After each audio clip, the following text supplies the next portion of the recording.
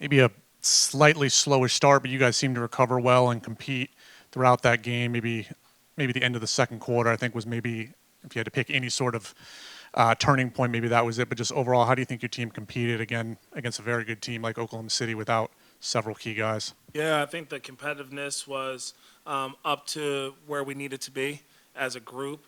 I thought everybody kind of at different moments gave us some physicality, gave us some toughness. I thought the communication was like really good, really positive. And then the game plan execution. For the most part, I know in that first half, Gilgis Alexander, I think maybe had one or two free throws.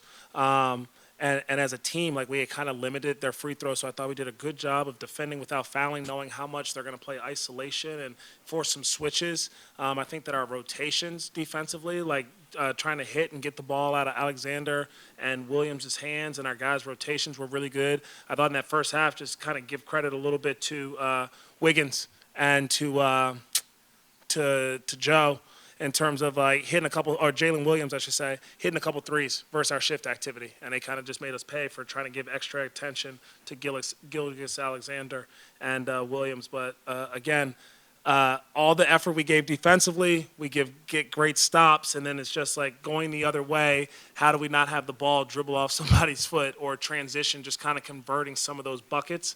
And then again, just trusting the pass. I felt like when we have possessions where the ball sticks, whether or not we're tired or just trying to play ISO. Like when we get to second actions, third actions, we're really tough to guard, especially when you throw in the ability to drive and get a piece of the paint and then trust the pass.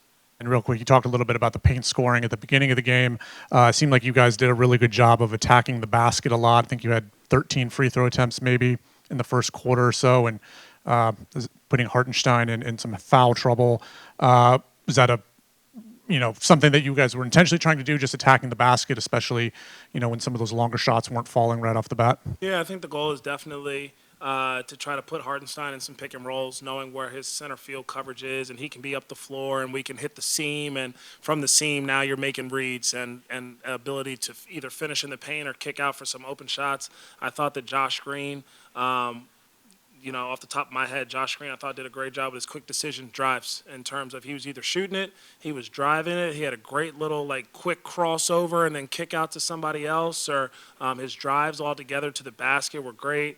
But when we have that quick decision mindset of attack the paint, attack their closeouts, we're really dangerous. During your introductory press conference, you mentioned how you don't want to mimic a team's playing style if you don't have the right personnel to do it. But when you look at the Thunder and they're cutting at the right times and they're limiting those self-inflicted wounds you talk about, do you kind of look around the league and try to pick and choose what other teams are doing and try to implement that into your game as well? Yeah, there's definitely. I think we have I think the talent level is at a good place in the NBA. I think the talent level from a player standpoint, but also coaches. I admire a lot of coaches in this league and what they run. But you definitely have to find the things that just make sense for your team and what fits your personnel and where you are during the year and what you think your guys can grasp. But I think that in terms of trying to take different styles, like for sure, like we're all, I think, trying to grow and be better, and the part of growing is you got to be able to evolve with the game.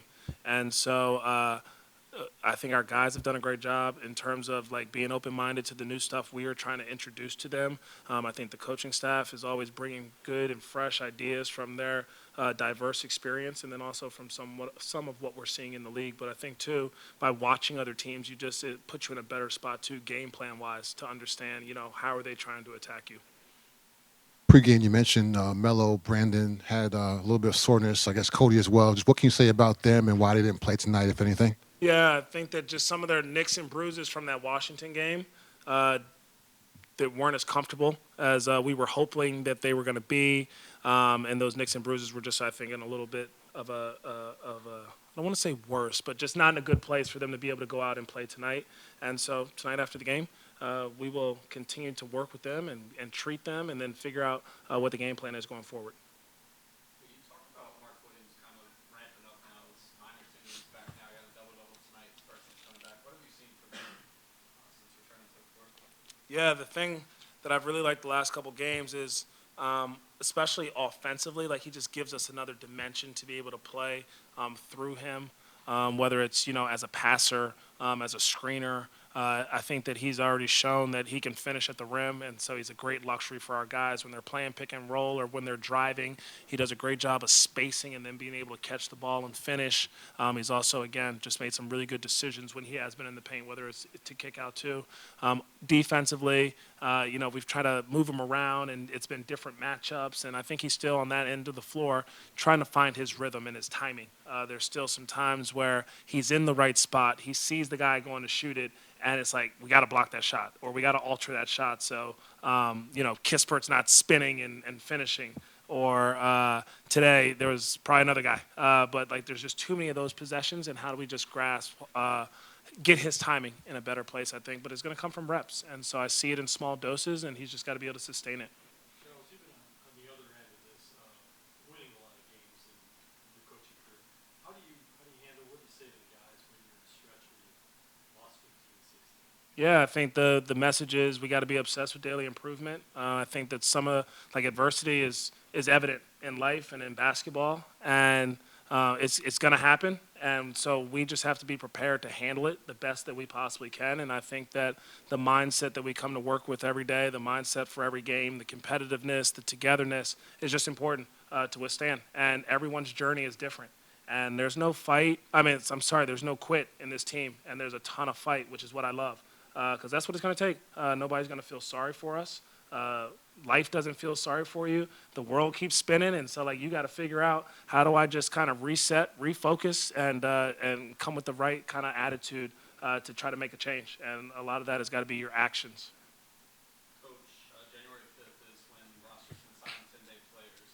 If you guys were to add 10 days, what would you look for to fill some of the roster holes on the team? Yeah, I think that that's an ongoing conversation that we'll continue to have and evaluate from our team.